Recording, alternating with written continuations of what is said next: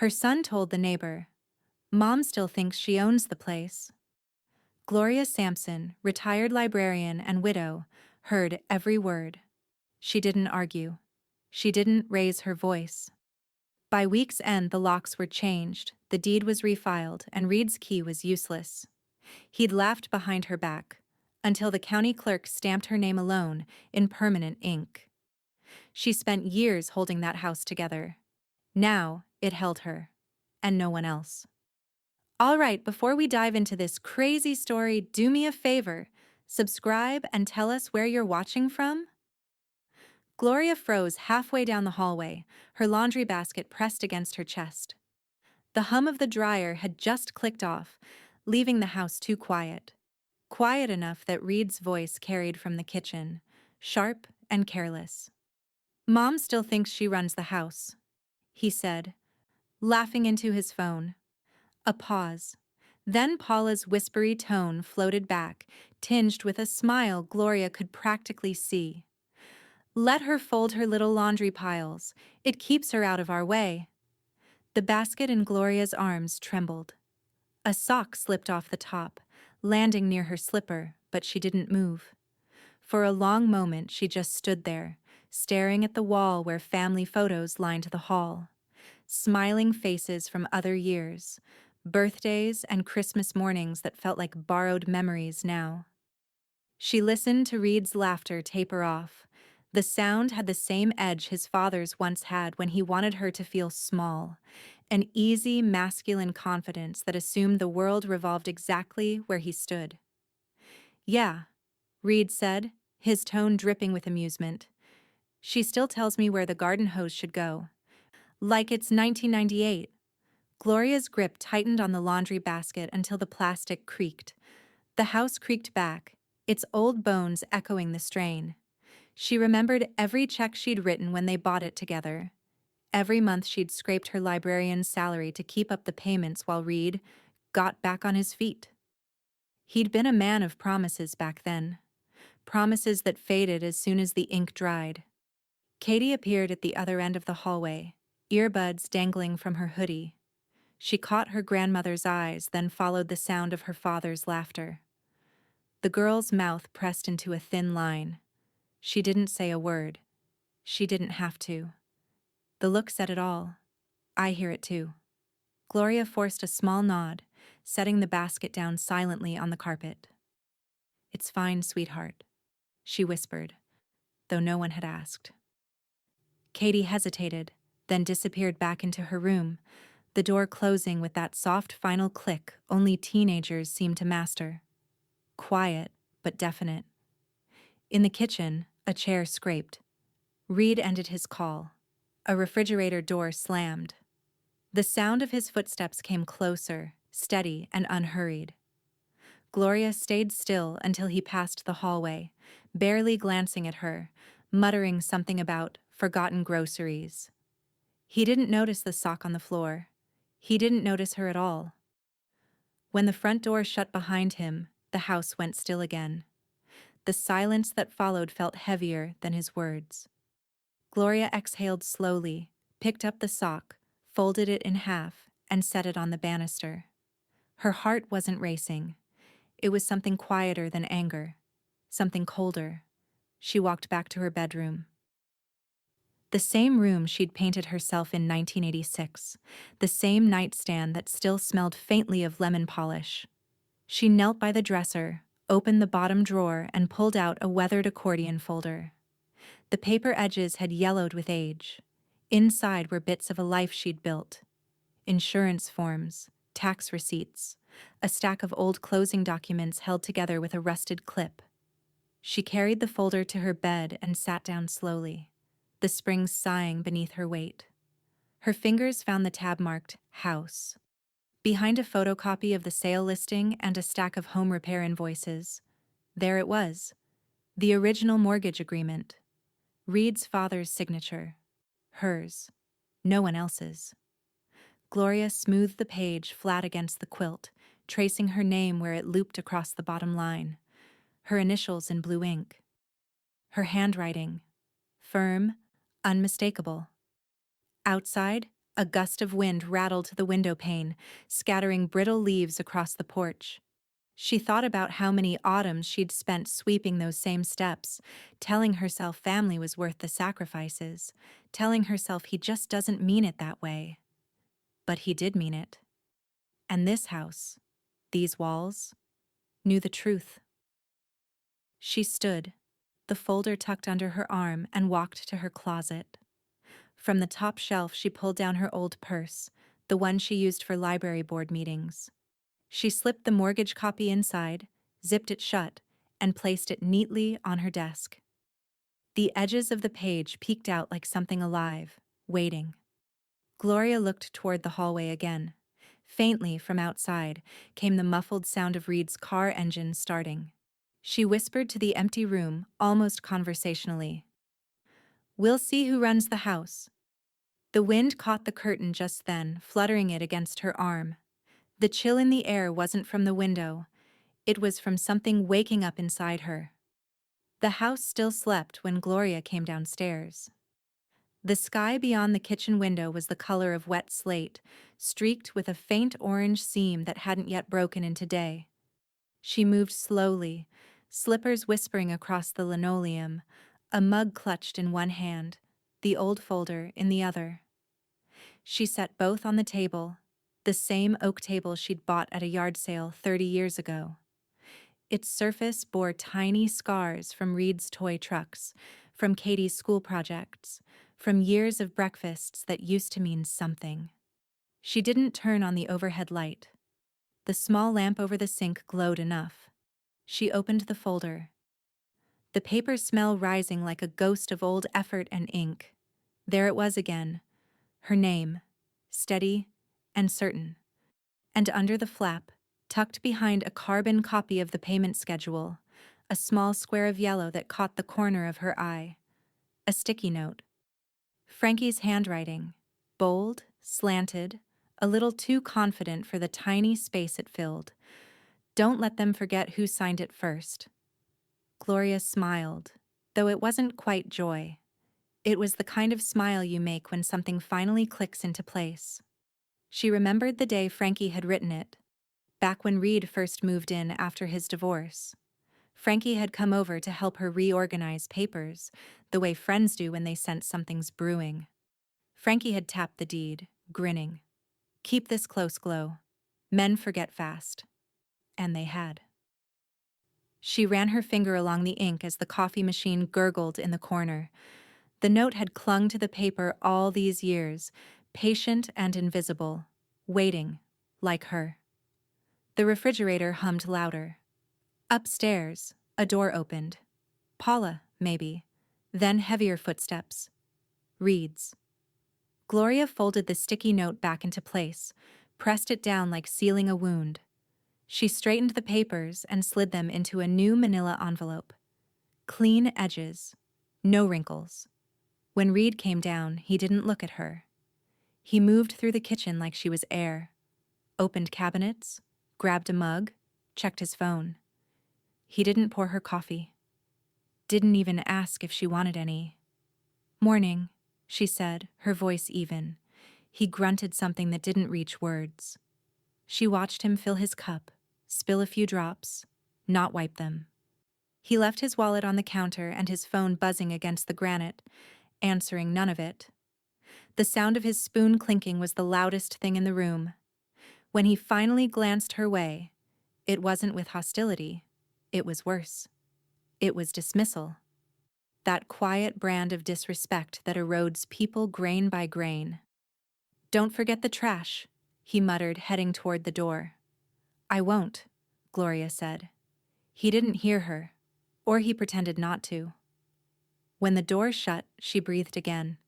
She sipped her lukewarm coffee, eyes fixed on the window. Dawn had started to bloom, turning the yard's frost into gold dust. Somewhere in the neighbor's yard, a dog barked once, sharp and insistent. Then soft footsteps, bare feet, lighter than Reed's. Katie. Her granddaughter padded into the kitchen, hair a tangle, sweatshirt half-zipped. She looked at the folder, then at her grandmother's face. "You're up early." Gloria smiled faintly. Couldn't sleep. Katie pulled a small slip of paper from the pocket of her hoodie and laid it on the table. I wrote this for you last night. Don't tell them I did. Gloria unfolded it. Katie's handwriting, small, shy, spelled out 6 quiet words. They don't know what they're doing. For a moment, Gloria didn't speak. She just reached across the table, touched Katie's hand, and let her thumb brush the girl's knuckles. Maybe not, she said softly, but I do. Katie smiled, that private kind of smile only the two of them shared, then slipped back toward the stairs, her steps fading into the creak of the landing. The kitchen felt lighter now. Not warm, but steady. Gloria turned back to the window. The first sunlight touched the edge of the lawn, bright enough to reveal the fallen leaves she'd have to rake later. She thought of Reed's laughter from the night before, of his voice thick with ownership that didn't belong to him. Her gaze drifted to the envelope. The corner of the sticky note peeked out just enough to remind her it was real. She reached for her pen and wrote on the front of the envelope in deliberate, unhurried strokes. Property file. Gloria Sampson, sole owner. Then she underlined it once. The pen hovered for a beat longer. She capped it and whispered to the envelope itself, as if it could hear her. Let's remind them.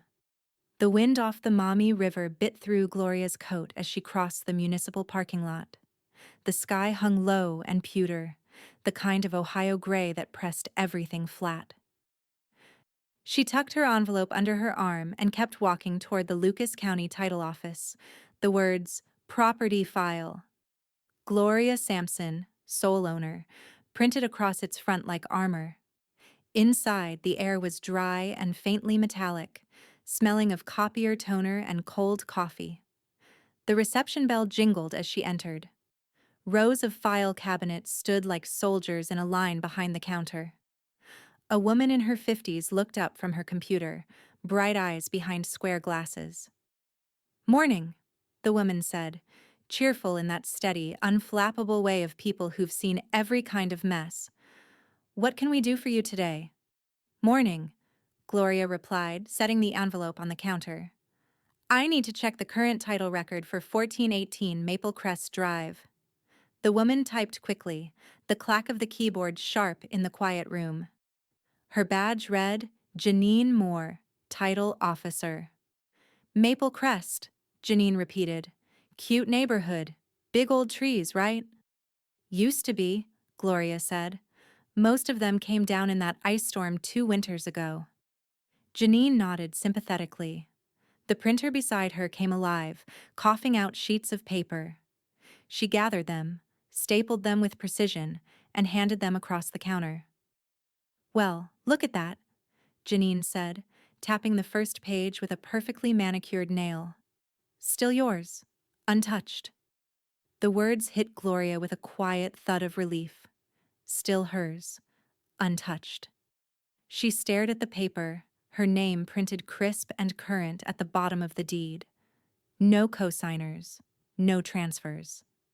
The signature that had once been a lifeline now looked like a weapon waiting to be remembered. Can I get a new certified copy? She asked. Janine's mouth curled into a knowing grin. How many you want? 3, Gloria said, straightening her shoulders. 1 for me, 1 for them, 1 for the fridge. That earned a soft laugh. Good answer. Janine slid a form across the counter. Sign here and here. Certification takes about 10 minutes. As Gloria filled out the paperwork, her hand didn't shake. It used to, whenever she signed anything official, some leftover instinct from decades of letting other people make decisions. But not today. The pen glided smooth, steady, deliberate. Janine leaned on the counter. You want to update title protection too? We can add a digital lock. Make sure no one files funny business without your consent. Gloria looked up, her expression sharpening. That's an option? Oh, honey, Janine said with a conspiratorial wink. In this office, everything's an option. especially for people who pay attention. Gloria smiled faintly. Then yes, let's do that. While Janine clicked through menus and printed the authorization forms, Gloria let her gaze drift around the office. Frames on the walls, faded family photos on desks, the sound of a stapler snapping somewhere behind her. Bureaucracy had never looked so beautiful. It meant proof. It meant fact. When Janine returned with 3 crisp copies of the deed, she laid them out like cards in a winning hand. Fresh off the press, she said, all signed, sealed, stamped, and certified. They're legally identical, so take good care. Gloria traced her name again, feeling the embossed seal under her fingertip. You have no idea how much this means. Oh, I might, Janine said, softening. You wouldn't believe how many folks come in here fighting to prove what's theirs.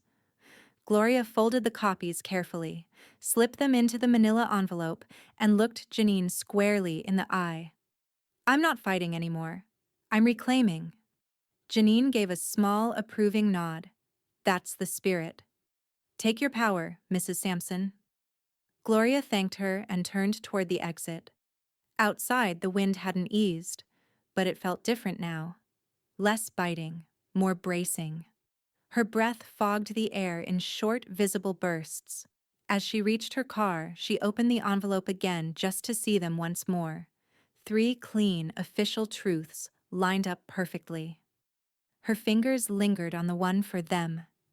She could already picture Reed's face when he saw it. The disbelief. The scramble. The silence. She slid the envelope onto the passenger seat and started the engine. The radio flicked on automatically, playing some soft old soul track she hadn't heard in years. The refrain drifted out. A change is gonna come. Gloria looked at the envelope beside her and said under her breath, "Oh, it already has." The smell of burnt toast greeted Gloria before she even stepped into the kitchen. The kind of sharp, bitter scent that clung to the air and made everything taste wrong. She paused in the doorway, one hand resting lightly on the frame.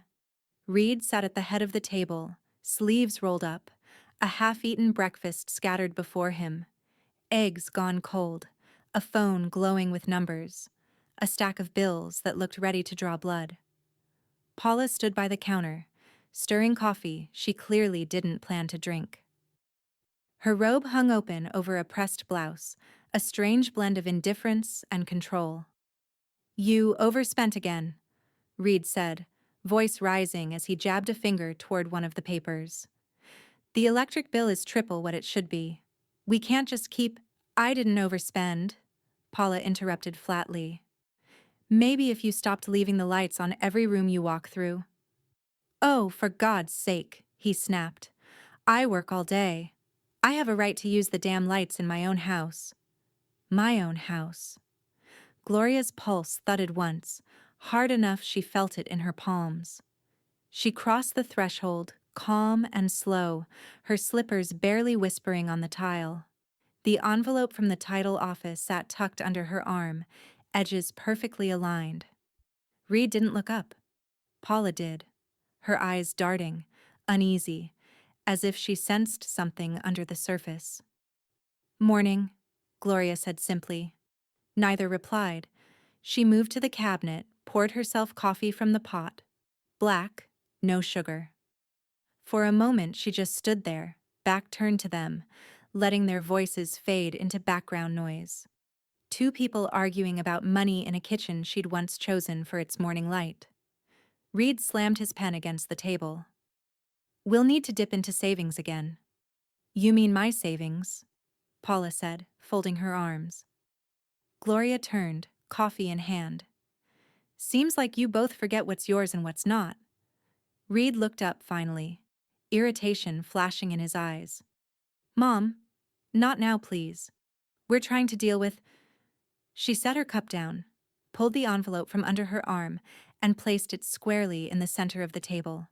The sound it made, just paper against wood, cut through the argument like a dropped blade. "That's the only thing in this house that matters," she said. Reed frowned. What is this? Open it. Paula leaned forward, fingers hesitating. Gloria, what? Go ahead, Gloria said. He'll want to see for himself. Reed tore the seal impatiently, pulling out the neatly folded papers. His expression shifted as he scanned the first page. First confusion, then disbelief, then something darker. He looked up. What the hell is this? It's the deed, Gloria said evenly. With my name. Only mine. The kitchen seemed to contract around her words. Paula blinked. Wait. Only yours? Yes. Gloria's tone didn't waver. Always has been. You're welcome for the years of pretending otherwise. Reed's mouth opened, then shut. His face flushed, a deep, angry red. That's not possible. Dad. Your father signed it over with me? She cut in. Not you. Not anyone else. He rifled through the pages as if sheer motion might rewrite what he saw. His thumb stopped on the embossed seal at the bottom, the county certification, Janine's signature gleaming in fresh ink. I just updated it, Gloria added. Made it official again. 3 certified copies. Paula's voice trembled slightly. Why would you? Why now? Gloria looked at her, eyes steady. Because I got tired of pretending I live in your house. I don't. You live in mine. Silence filled the space between them. Even the refrigerator seemed to pause its low hum. Reed shoved back his chair, the leg scraping hard against the floor. You can't just drop this on us like some kind of threat. It's not a threat, Gloria said. It's a correction. For a heartbeat, no one moved. Paula's hand hovered over her mug, eyes flicking from her husband to her mother-in-law. Katie's footsteps creaked faintly on the stairs above, stopping halfway down as if she already sensed something breaking open below. Reed jabbed a finger toward the papers. You think this changes anything? It changes everything, Gloria said quietly. Paula's whisper barely broke the tension. Reed. But he wasn't listening. He gathered the papers, scanning them again, his voice dropping low and furious. You've been planning this. Gloria lifted her cup again, took a slow sip, and met his glare with calm that made him angrier.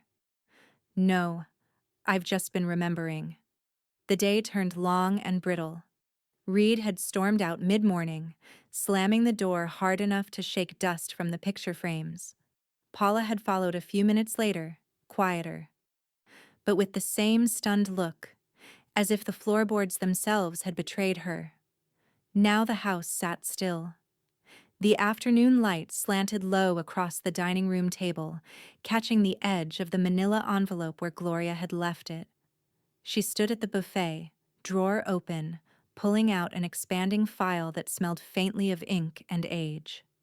Every folder was labeled in her tidy librarian's handwriting: taxes, repairs, insurance, closing docs. She set them out one by one like chapters of a story nobody wanted to read. She opened the first: closing costs, original cashier's checks, her own bank statements, and the receipt from the day she'd wired her down payment, all with her name, her money. Next, property taxes, every year paid through her account. Repair bills, too. Roof work, furnace replacement, plumbing overhaul. Her checks, her signature. By the time she was done, the table was covered in a paper mosaic of quiet proof. Decades of it. When Reed came home, he looked worn but defiant. Paula trailed behind him, pale and tense, her arms crossed as if to keep herself from vanishing. What's all this? He demanded. Gloria didn't look up from her papers. Receipts. For what? For everything you think you paid for. Paula moved closer, scanning the table. What are you trying to prove? Gloria finally met her eyes. That you two have never contributed a cent to the title. Not a single one. Reed let out a short, bitter laugh. Mom, come on. Half this stuff is ancient. You really kept every piece of paper? Yes. Gloria's tone stayed level. And now I'm glad I did.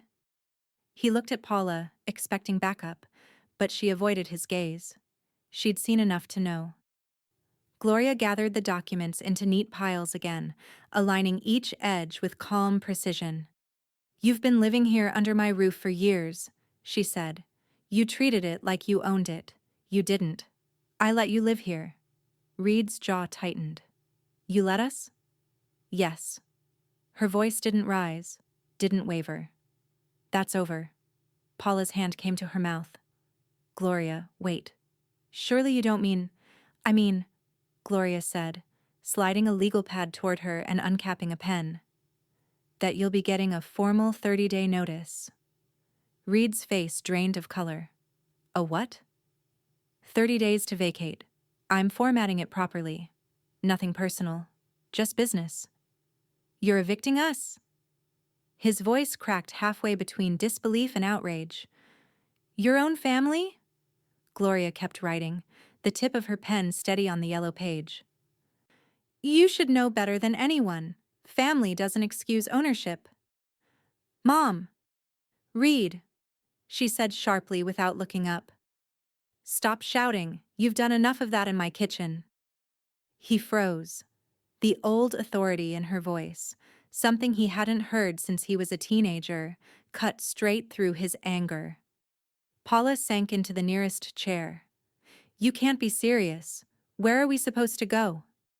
Gloria glanced up, her expression almost soft. "That's not my decision to make. I'm just reclaiming mine." The clock above the stove ticked louder now, each second like punctuation. Reed began pacing. "This is insane. You think you can just push us out? What about Katie?" "Don't you dare use her as leverage," Gloria said. "She's the only one in this house who still remembers how to treat people with respect." Paula murmured, "Reed, maybe we should talk about—" "No," he snapped. "This isn't happening." Gloria set down her pen, folded the half-written notice and slid it across the table toward him. "It already is." Reed stared at the paper but didn't touch it. His voice came low. "You'll regret this." "I regret waiting so long," she said. He turned away, pacing toward the living room. Paula followed, whispering something that sounded like, "Let it go." The front door opened, then slammed again. Gloria waited until the echo faded before she let out a long breath she hadn't realized she'd been holding. She gathered the documents back into the envelope and carried it to her bedroom, placing it beside the framed photo of Katie as a little girl in pigtails. Her phone buzzed on the nightstand. A text. "Katie, I'm scared, but I think it's the right thing." Gloria sat on the edge of the bed, the message lighting her face. For the first time all day, her mouth curved into something almost like peace. She typed back slowly, each word deliberate. "Gloria, so do I, sweetheart." She set the phone down, exhaled, and turned toward the window. The sun had sunk behind the trees, the yard bathed in amber light. The morning broke gray and windless, the kind of Toledo chill that carried the smell of damp leaves and exhaust. Gloria stood at the curb with a thermos in hand, watching Frankie's sedan roll up, its wipers swiping slow arcs across the windshield. Frankie leaned over to pop the passenger door. "You ready, Glo?" Gloria tightened her scarf. "Been ready for 40 years. They drove in silence for a while, the heater rattling faintly, talk radio murmuring low. Downtown came into view, the courthouse dome rising above brick buildings like a watchful eye. Frankie parked along a cracked curb. "You sure you want to do this yourself? I can go in and—" "I'm sure," Gloria said, clutching the folder in her lap. "It's my name on everything. It should be my signature, too." They walked up the courthouse steps together, the stones slick from last night's drizzle. Inside, the air smelled like floor wax and paper. The sound of typewriter keys echoed faintly from somewhere deep in the building. Steady, relentless, official. The clerk's counter sat beneath a flickering fluorescent light. Behind it, A woman in her 60s looked up from a stack of forms, her reading glasses balanced halfway down her nose. Her badge read M. Sloan, Court Clerk. Gloria placed her folder gently on the counter. I need to file an eviction notice under quiet title rights. Owner possession? The clerk blinked once, then twice. Family property? Yes. The woman's mouth pulled into something that wasn't quite a smile. Family cases are the meanest ones. Gloria's answer came soft but certain. Then it's about to get clean. Frankie grinned faintly beside her but didn't say a word. The clerk began typing, nails clacking with metronomic rhythm. Let's get your paperwork logged. You got your title proof, supporting receipts, and notice letter? All here. Gloria handed them over in perfect order, each page sleeved, dated, and initialed. The clerk gave a low whistle. You don't play around, Mrs. Sampson. Most folks come in here crying with crumpled copies. You came armed. I was a librarian, Gloria said. I like things properly filed. The woman chuckled and slid the stamped documents across. Well, you're officially in motion. You'll get your case number by Thursday. Expect a call from the magistrate's office.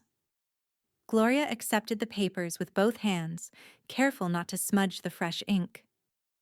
Thank you.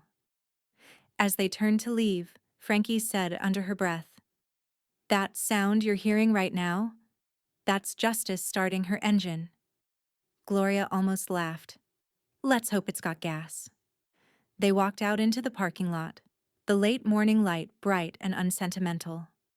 Gloria stopped halfway to the car, looking up at the courthouse steps, memorizing the moment. The feeling of something shifting from idea to action.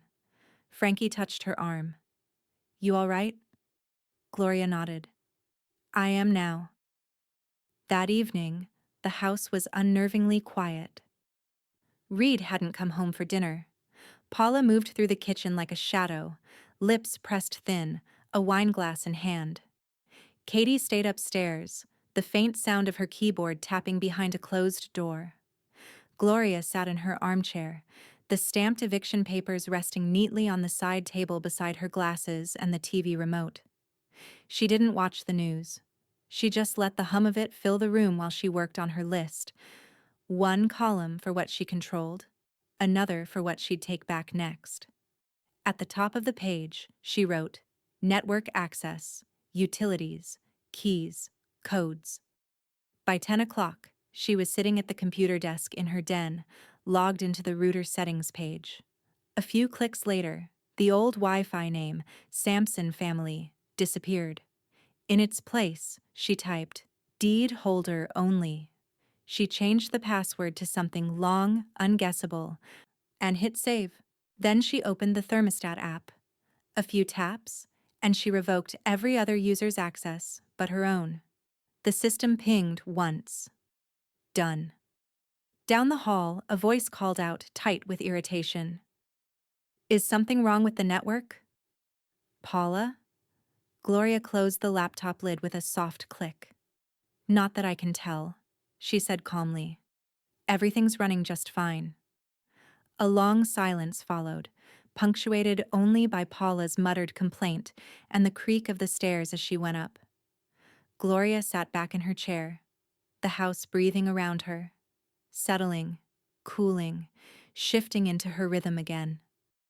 For the first time in years, it sounded like hers. She reached for the thermos she'd carried that morning, unscrewed the lid, and poured the last inch of lukewarm coffee into her mug. Outside, the wind brushed the eaves. She lifted the cup slightly toward the window, as though toasting someone unseen. One step at a time, Glow, she murmured. The morning air was crisp enough to sting, the kind of Toledo cold that made metal bite your skin. Gloria stood on the front porch with her cardigan buttoned to the top, watching the locksmith unload his tool bag from the truck. He was a polite man in his 30s, with a name tag that read, T. Jennings, Residential Security. He gave her a reassuring nod. Won't take long, ma'am. New tumblers, fresh hardware, deadbolt upgrade. You'll be the only one with the keys when I'm done. That's exactly what I want, Gloria said. Frankie arrived halfway through, carrying 2 steaming cups of gas station coffee. She handed one over and squinted at the locksmith's van. You finally doing it, huh? Gloria took the cup, her fingers curling around the heat. No point filing papers if I still let them walk in like it's theirs. Frankie chuckled softly. About time. The locksmith's drill whirred, the metal-on-metal sound cutting clean through the quiet street. A few yellow leaves skittered across the driveway, and the old brass knob hit the porch with a dull clink. From inside the house, the rhythmic clatter of tools made Paula come to the landing in her robe. What's going on? Maintenance, Gloria said without looking up. Just updating a few things. Paula's brows drew together. Without telling us? Gloria smiled faintly. Didn't realize I needed to. By early afternoon, both the front and back doors gleamed with new brushed steel locks. Jennings handed Gloria 2 identical keys on a ring and a white envelope containing the smart lock's backup code. All set, Mrs. Sampson. Doors are synced to your app too. You can check the log anytime someone opens them. Perfect, she said. She tucked the keys deep into her pocket and signed the invoice with her usual tidy signature. When the locksmith's truck pulled away, the house felt different, tighter, cleaner, owned. Frankie stood on the porch steps, arms folded. Want me to start on the camera? Gloria nodded. Front porch, angled toward the walk. Make sure it catches the driveway too. They worked in quiet companionship, Frankie holding the small drill while Gloria steadied the ladder. The new camera clicked into place with a faint electronic chirp. The phone app lit up with a thumbnail view of the street, crystal clear. Smile, homeowner, Frankie said, showing her the screen. Gloria allowed herself a small grin. Looks good. By the time Reed's car turned into the driveway, the sun had dropped low enough to throw long, thin shadows across the lawn. Gloria was sweeping the porch when she heard the engine cut off. Reed climbed out, jaw tight, briefcase in hand. Paula followed behind him, pale and stiff. Katie trailed a few steps later, earbuds dangling, eyes wary. He reached the door, jammed his key in the lock, and frowned when it didn't turn. He tried again, harder this time. Nothing. He looked over his shoulder at Gloria. What's wrong with the door? Nothing, she said evenly, resting both hands on the broom handle. Try again. He forced the key once more, frustration bubbling. It's not working. Gloria took a slow step closer. That's because that key's for the mailbox now. Katie's mouth fell open. Behind her, Paula whispered, "Oh my God," and Katie mouthed the same words a beat later, eyes darting between them. Reed turned, disbelief twisting into anger. You changed the locks? I did, Gloria said. Routine security update. You can't just... Actually, she cut in, voice calm. I can, and I did. Frankie stepped into view from the porch corner, wiping her hands on a rag. Installed a camera too, she said casually. Front and back. Reed's gaze shot toward her. You had no right. Gloria lifted the broom slightly, not as a threat but as punctuation. This house is mine, Reed. Every key, every hinge, every inch of wood under this roof. You've had years to respect that. You didn't, so now you live by the paperwork. He stared at her, nostrils flaring. You can't do this. I already have, she replied. Paula grabbed his sleeve. Reed, please. But he yanked free, storming down the steps toward his car. You want a war, Mom? You've got one. Gloria didn't flinch. Then bring your paperwork too. He got into the car, slammed the door, and peeled out of the driveway, gravel spitting behind his tires. Paula followed slowly, shoulders trembling, and Katie stood frozen for a long moment before turning toward the house. Grandma? She whispered. Are you... scared? Gloria looked at the front door. the new lock shining like a seal of truth, and shook her head. No, sweetheart. For once, I'm not. The next morning smelled of rain and dust, the kind that settles into the corners of old houses and waits for someone brave enough to sweep it out. Gloria stood at the threshold of what used to be her den, hands on her hips, taking in what it had become. Paula's office, a mess of half-drunk coffee mugs, perfume samples, and fashion magazines littered the desk. A cheap ring light stood crooked in the corner, its power cord snaked across the floor. The window blinds were half closed, keeping the light thin and gray. It didn't look like work lived here. It looked like avoidance. Gloria stepped inside, her slipper brushing against a stack of unopened mail. She bent down, collected the envelopes, and set them on the desk without reading the names. The air smelled faintly of Paula's rosewater toner, a cloying sweetness that didn't belong in this room. Behind her, footsteps padded softly down the hallway. Grandma. Katie leaned against the doorframe, still in her sweatshirt and pajama pants, her hair tied in a loose bun. You're cleaning Mom's office? Gloria smiled faintly. No. I'm reclaiming my den. Katie blinked, then gave a tiny, incredulous laugh. You're serious. As a heart attack. Gloria moved toward the bookshelf along the wall. Only half of it held her old things anymore. Family photos, a few novels, her framed retirement certificate. The rest was stuffed with Paula's clutter. Binders labeled client pitches, fake potted plants, a candle that hadn't been lit in years. She started pulling things down, one by one. The potted plants went into a cardboard box. The ring light followed. Katie stepped in to help, wordlessly at first. Together they cleared the desk, dust rising like memory ghosts in the sunlight. You remember this room? Gloria asked. Katie nodded, smiling softly. Of course. You used to read in here after dinner. Grandpa would bring you tea. That's right, Gloria said, her voice thinning for a moment before finding its strength again. This room was peace. I'm taking that back. They worked for an hour, the rhythm easy. Gloria sorting, Katie wiping surfaces with damp cloths. When they reached the closet, Gloria found her old typewriter case shoved behind a box of Paula's shipping supplies. She pulled it out, laid it gently on the desk, and popped the latches. The smell of oil and old ink filled the air. Katie grinned. You still have that thing? I never let it go, Gloria said. Just forgot where it was. When the last of Paula's things were packed into boxes, Gloria stood back and surveyed the room. Empty shelves, bare desk, sunlight finding the floor again. Frankie arrived mid-afternoon, hauling a recliner from her truck bed. You said you wanted the soft one from my basement, right? That's the one, Gloria said. Fits this corner perfectly. Together they maneuvered it inside, setting it where the old reading lamp still stood. Frankie dusted off her hands and smiled.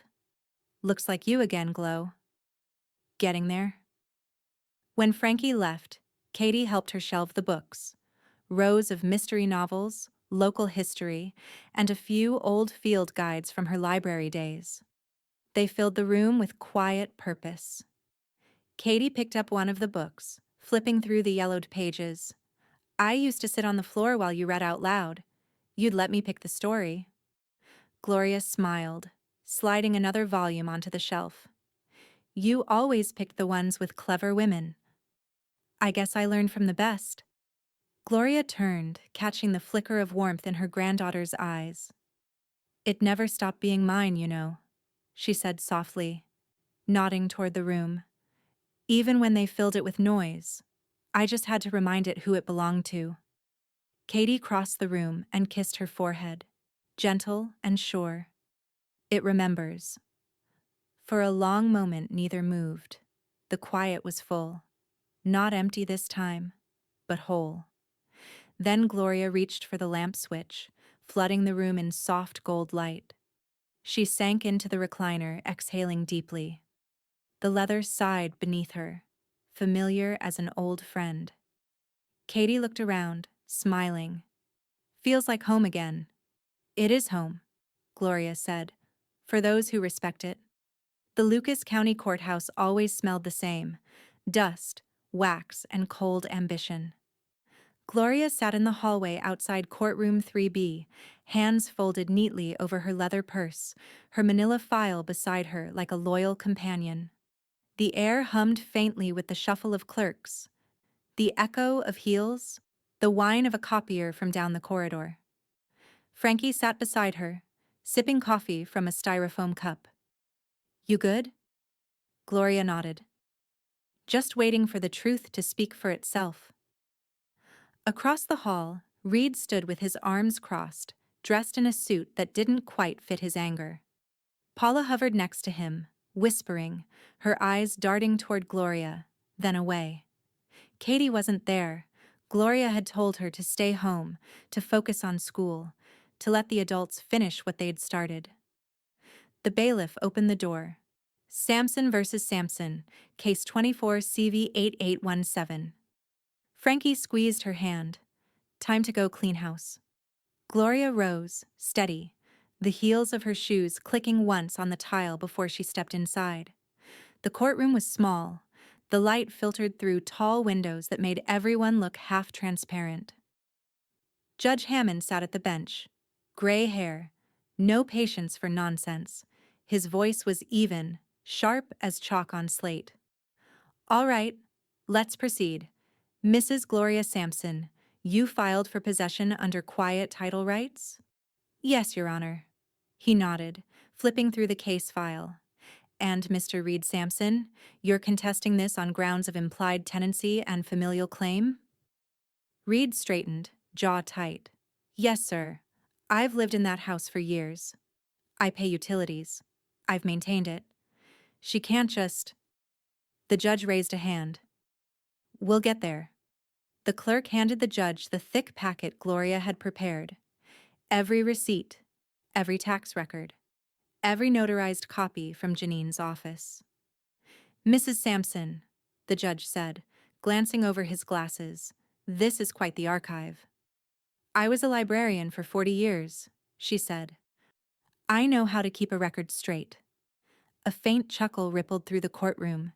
Even the judge allowed himself a small smile before his eyes sharpened again. "All right, let's take this from the top." For nearly an hour, the judge flipped through evidence. Her closing documents, the mortgage agreement, repair invoices signed only by her. Each page landed on the bench like another nail in a long, quiet coffin. Reed fidgeted. Paula stared down at her lap. Finally, the judge set his pen down. "Mr. Sampson," he said, voice clipped, "I see no record of your financial contribution to the property. Not a single payment or co-signature, is that correct?"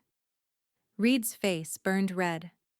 "I helped around the house, repairs, yard work." "That's admirable," the judge said dryly, "but legally irrelevant." Paula tried to interject, her voice soft but trembling. "We thought it was a family arrangement, Your Honor. We thought—" "Thoughts," the judge said, "are not deeds." He flipped one last page, tapping Gloria's certified copy with his pen. "This document is the only legally binding ownership record, and it names Mrs. Gloria Sampson, solely and completely." Reed's voice cracked, desperate now. "It's not fair." The judge looked up sharply. "It's facts." The words hit the room like a gavel. Frankie glanced sideways at Gloria, a slow grin tugging at the corner of her mouth. Judge Hammond leaned back. "Mrs. Sampson, the court recognizes your sole title and grants you full protective possession of the property. Mr. and Mrs. Sampson," he turned to Reed and Paula, "you are hereby given 21 days to vacate. No exceptions." Paula covered her mouth.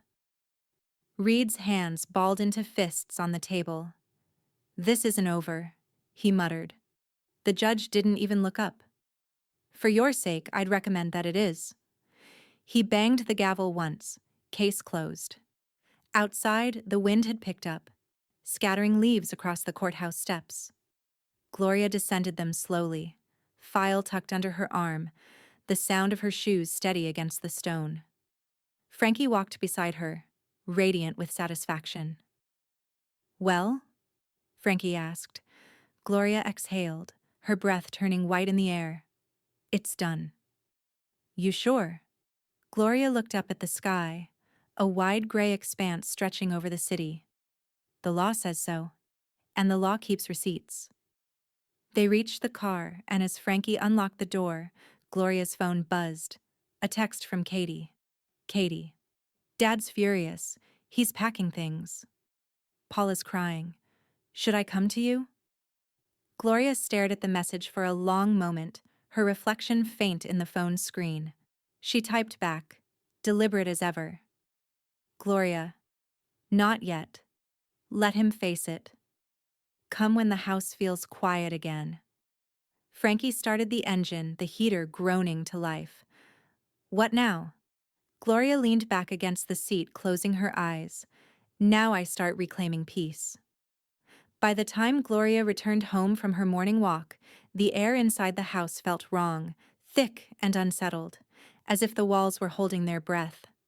The front door stood half open. A suitcase sat on the landing, half zipped, clothes spilling out like torn pages. She followed the sound, muffled thuds, sharp bursts of movement, down the hall to the guest room. Reed was inside. Paula hovered by the window, her arms crossed tight, her face blotchy from crying.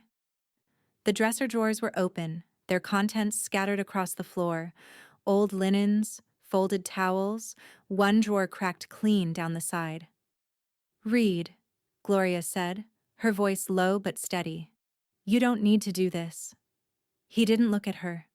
He ripped a picture frame off the wall, the one of Katie as a little girl holding a sparkler, and tossed it on the bed.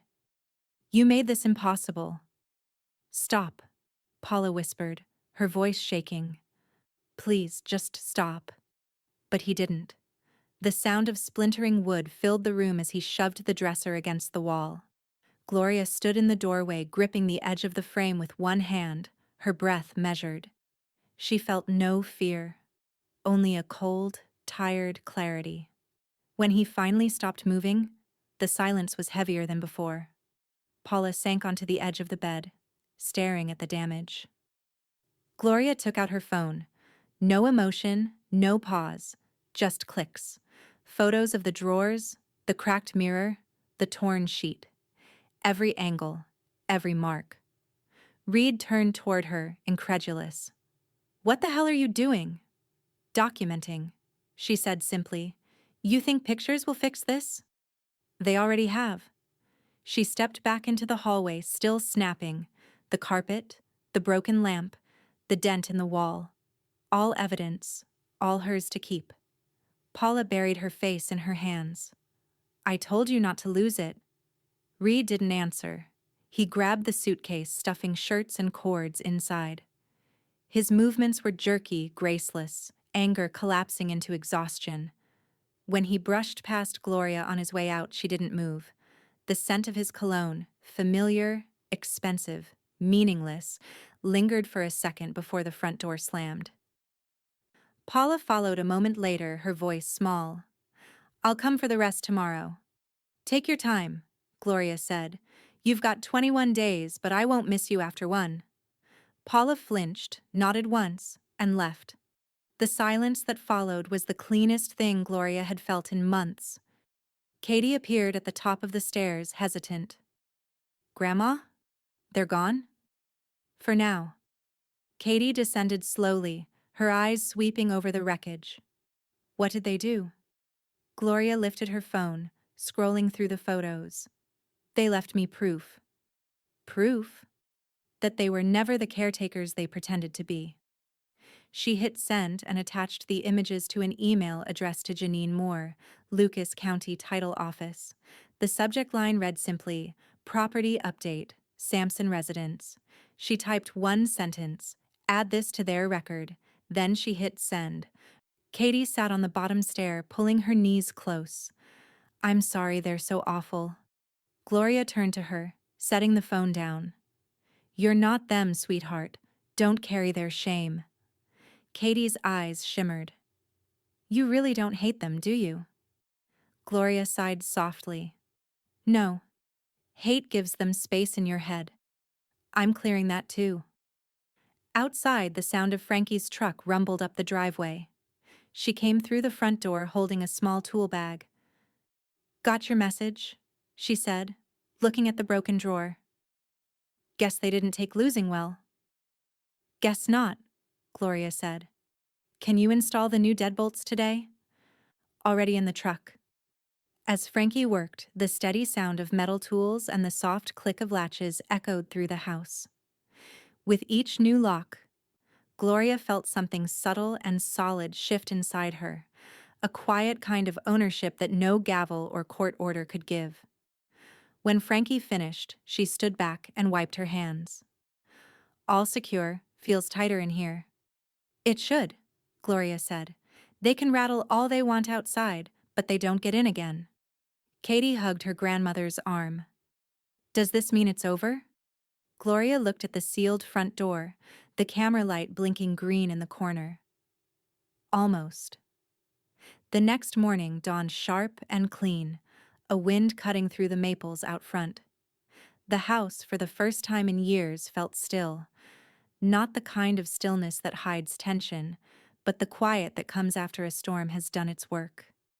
Gloria stood at the kitchen table with her laptop open, her glasses low on her nose. The cursor blinked in a small text box on the listing form. Home for rent, Toledo, OH. She hesitated for a breath, then typed. Mature tenant preferred. Non-smokers only. Zero tolerance for disrespect. A small smile ghosted across her lips as she clicked post. By the end of the day, the email ping started coming in. By the next morning, there were 5 messages waiting in her inbox. Clean, professional, polite. Each one read like a promise. She replied to 2, set up a call with 1, and let the others wait. 5 offers, she murmured to herself, sipping coffee as sunlight crept across the table. Didn't even have to drop the price. Katie came into the kitchen, hair pulled up, backpack slung over one shoulder. You really put the house online? Gloria nodded. Why not? I don't like empty rooms. Houses go stale when no one loves them. Does that mean you're moving? No, Gloria said, smiling faintly. It means I'm curating. Katie grinned. That's the most librarian thing you've ever said. Gloria chuckled, pushing her glasses up. Good. It means I haven't gone soft. That afternoon, Gloria and Katie worked on clearing the last closet in the hallway. The shelves were a mix of forgotten things, holiday lights tangled in knots, old blankets that smelled faintly of cedar, and cardboard boxes labeled in fading marker. Katie pulled one out and crouched on the floor. This one's heavy. Open it carefully, Gloria said, brushing dust from the top shelf.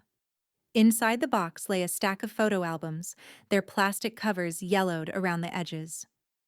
Katie flipped one open. The first page held a picture of the house, new paint, fresh grass, the kind of optimism that used to live in their eyes. Whoa, Katie whispered.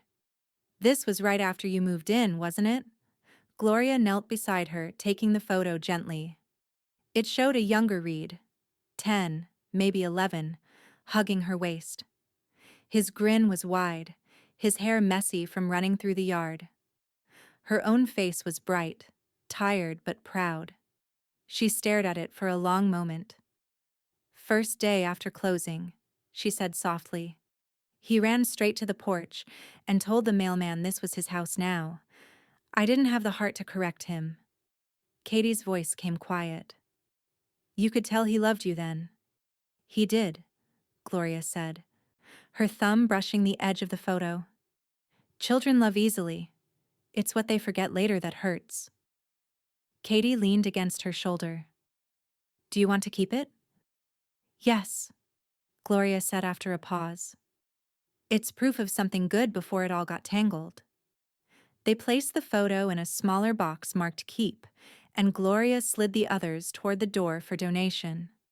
When they finished, the hallway felt bigger, lighter. The next day, Gloria sat on the porch with her newspaper reading about the latest city council scandal when she heard the slow crunch of tires against gravel. A black sedan rolled to a stop at the curb. Reed's car. He didn't get out, just sat behind the wheel, one arm draped over the steering wheel, staring at the house as though trying to read its new language. Gloria looked up from her paper, folded it once, and waved. The gesture was polite, practiced, unbothered. Reed didn't wave back. After a few seconds, he pulled away, tires whispering over the road. Gloria reopened her newspaper. "Drive safe," she murmured under her breath. Katie stepped out onto the porch a minute later, wiping her hands on a towel. "Was that him?" "Yes," Gloria said. "He just needed to see what he lost." Katie frowned. "And you're okay with that?" Gloria looked past the porch rail toward the front yard, the "For Rent" sign standing proud in the cold wind. "I'm more than okay. I'm free." The afternoon sun spilled through the upstairs hallway, catching motes of dust that floated like tiny ghosts in the quiet. Gloria paused outside the old guest room, hand resting on the doorknob. For years, the space had belonged to everyone and no one, a dumping ground for Reed's cast-offs, Paula's boxes, forgotten linens, and what was left of Gloria's patience. Now it was empty, stripped bare, ready to be claimed. She opened the door. The walls were pale yellow, faded at the corners where family photos used to hang. The floorboards creaked under her step, the sound familiar and forgiving. Gloria smiled faintly to herself. "Let's start fresh," she whispered, as if the room could hear her. Downstairs, she could hear Katie's laughter mixing with the faint hum of music from the radio. Soft, nostalgic, something from Gloria's own youth.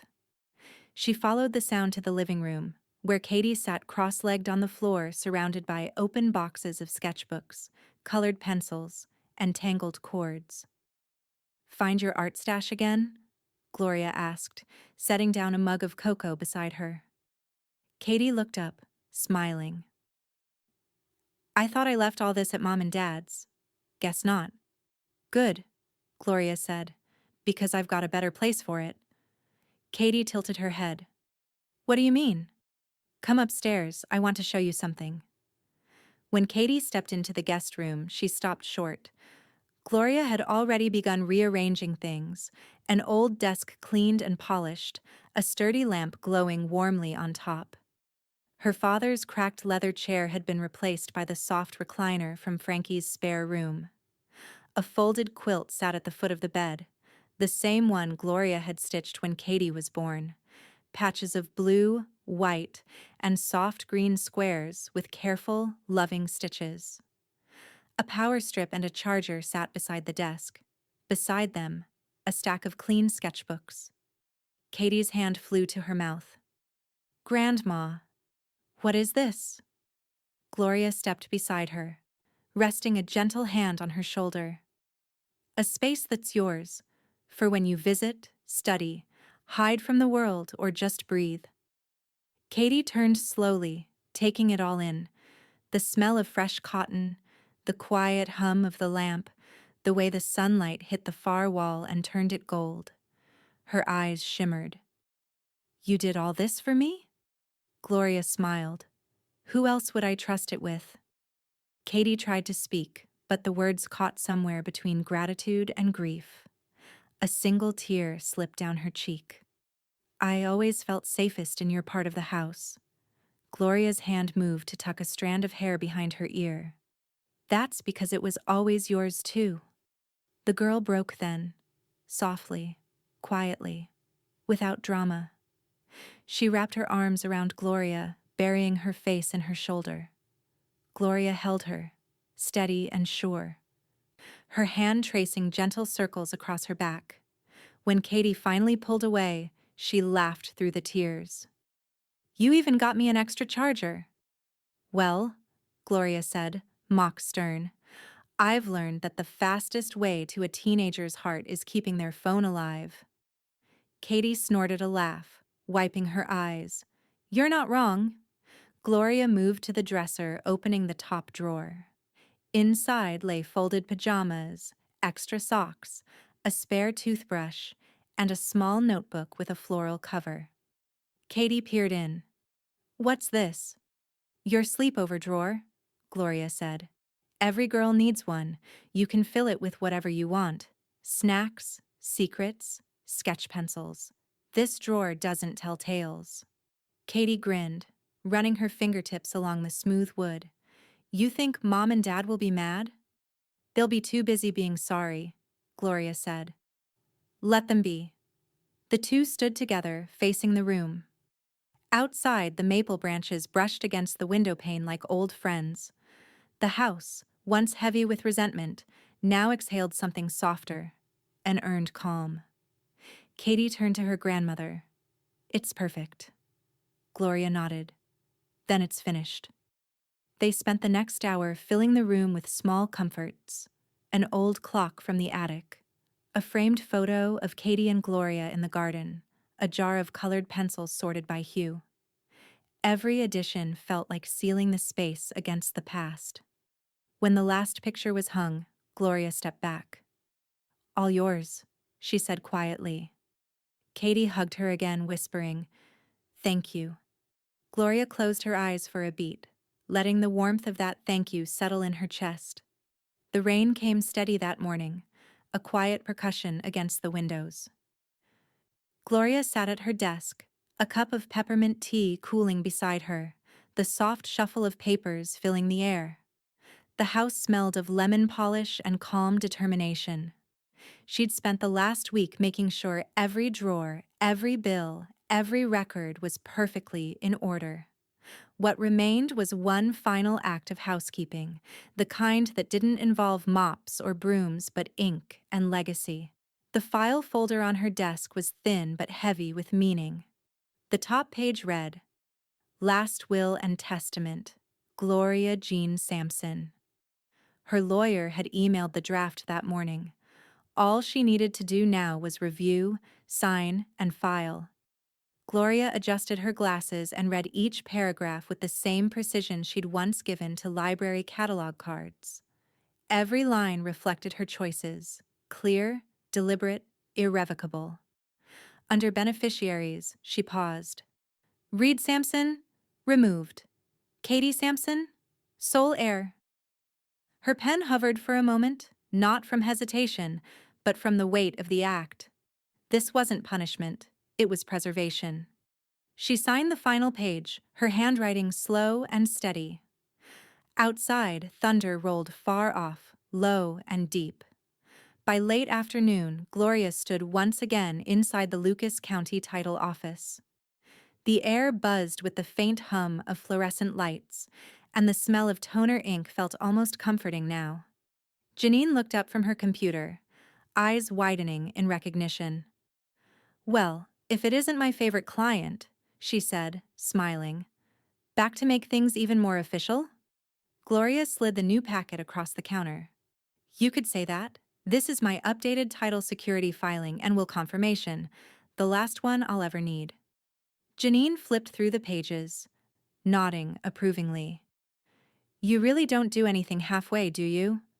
Halfway leaves cracks, Gloria replied. I've had enough of those. Janine chuckled softly. I'll notarize the title record for you. And the will. I can witness that too. Been a while since I stamped something that felt earned. Gloria smiled, a small, knowing curve of the lips.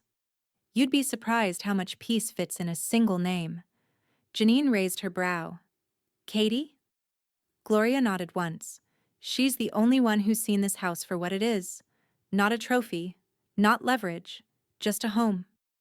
As Janine pressed the notary seal onto the document, the embossed circle caught the light like a quiet halo. There, Janine said. Permanent and protected. Gloria exhaled, her shoulders easing. That's the word I wanted to hear. That evening, the rain stopped. The street glistened under the porch light, puddles reflecting the bare branches of the maples. Inside, Gloria poured 2 glasses of sparkling cider and set them on the coffee table beside a small plate of crackers and cheese. Frankie arrived in her usual windbreaker, her cheeks flushed from the cold. "You sounded chipper on the phone," she said, shrugging off her coat. "What are we celebrating?" Gloria handed her one of the glasses. "Closure," she said simply. Frankie raised an eyebrow. "You finally did it, didn't you?" Gloria nodded. "Katie's the heir now. Sole heir. Everything's sealed, stamped, and notarized." Frankie grinned, clinking her glass against Gloria's. "To clean lines and closed loops." Gloria took a sip, the bubbles biting pleasantly at her tongue. "And to one name on the deed. Mine. For now. Hers, when the time comes." "You think Reed's gonna find out?" Frankie asked carefully. "He will," Gloria said. "But not from me." She stood, walked to her desk, and picked up her phone. With a few deliberate taps, she opened her private Facebook page.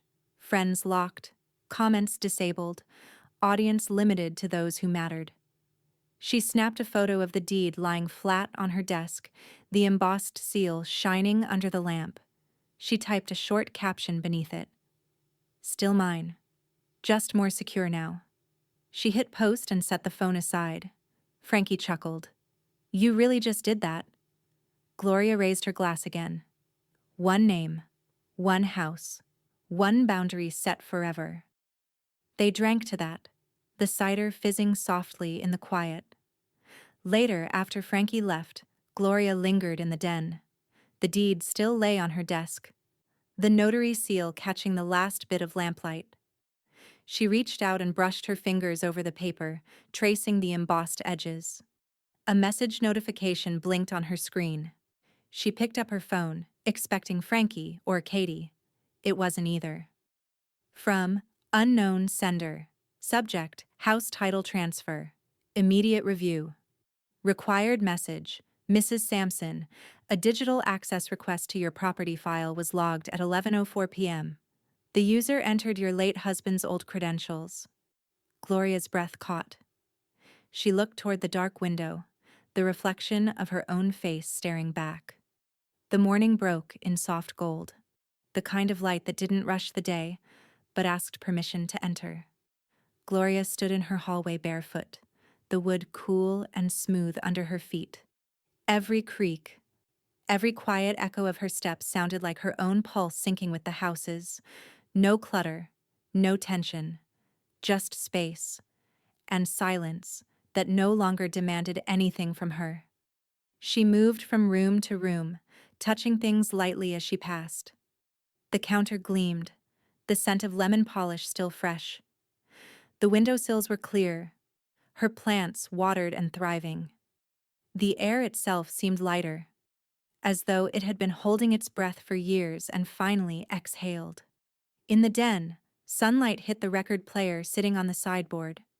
Gloria smiled and reached for the shelf of old vinyl sleeves, dusty, well-loved, some cracked at the edges. She pulled out an album she hadn't played since before Reed moved in, Carole King, Tapestry.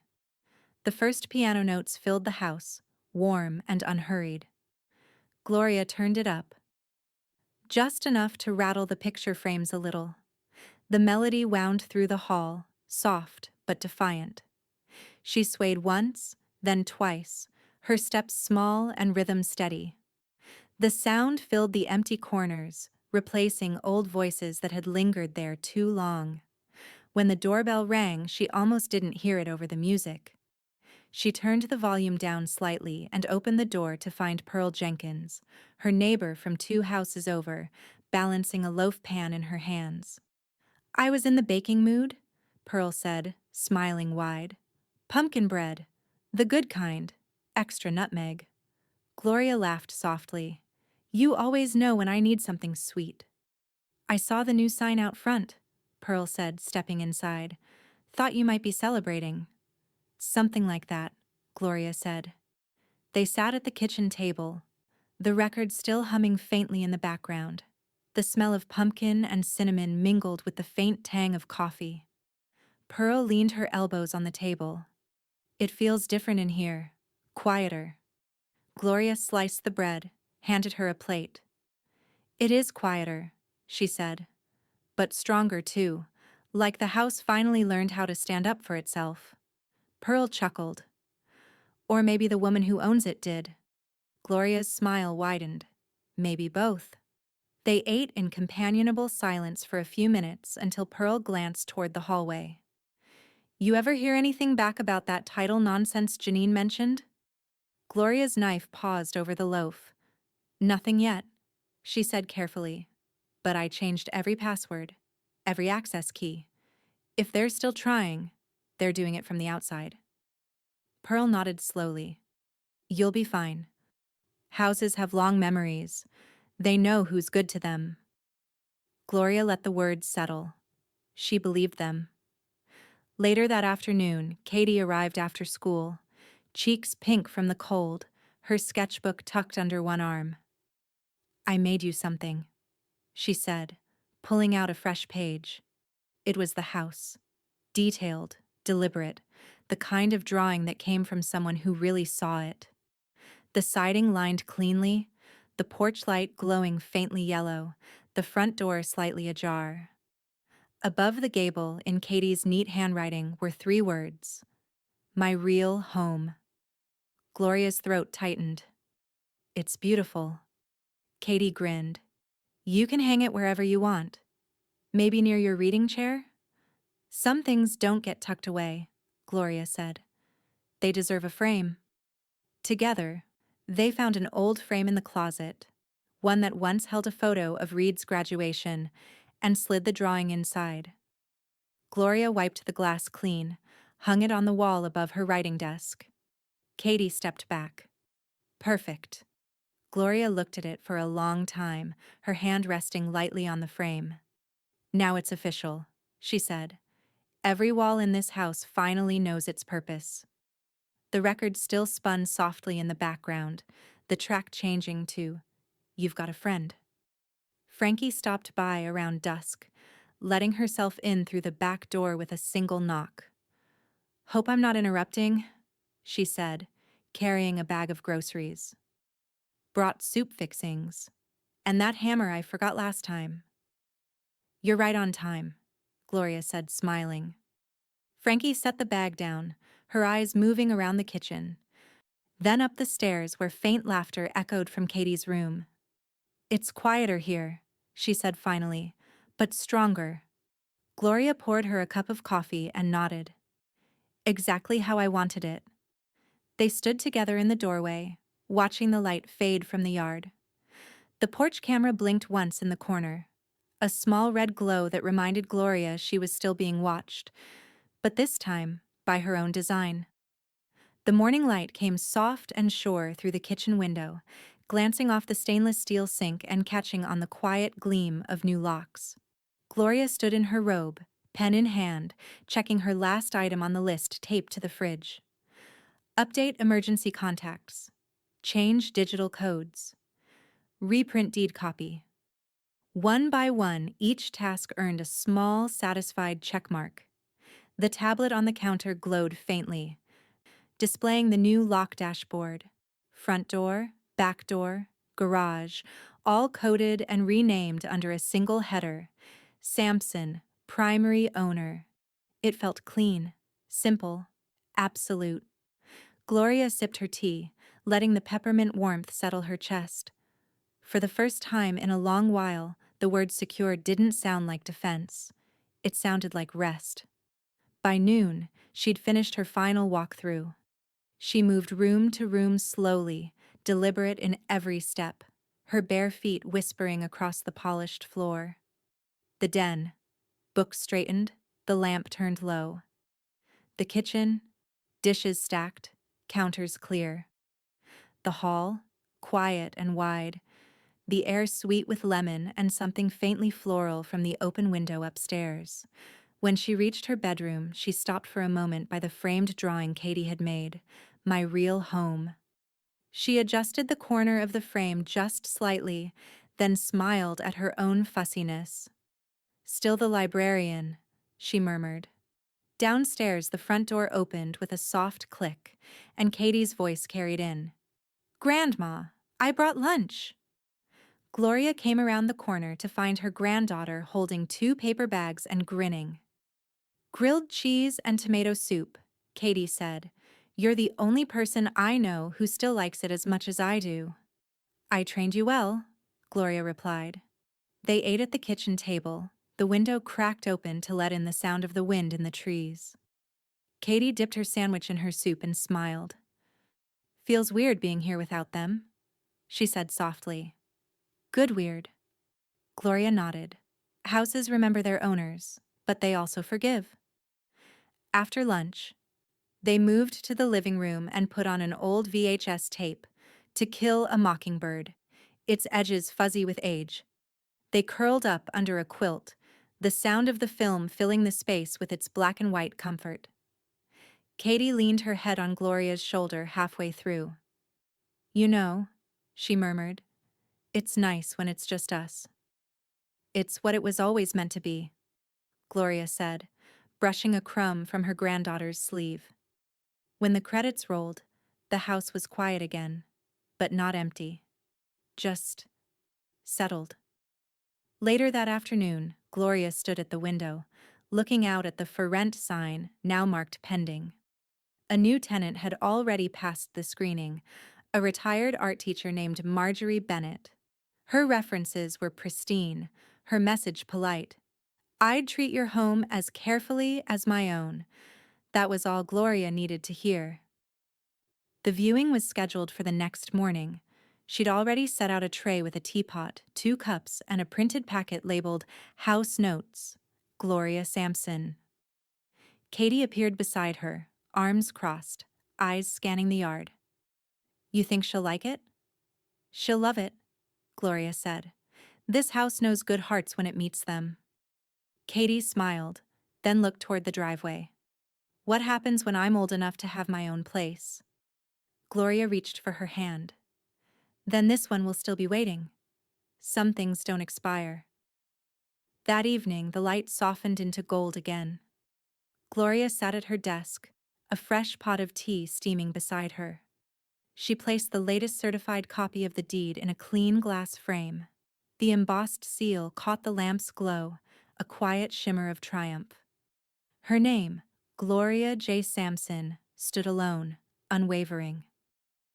No cosigners, no attachments, no shadows left on the line below.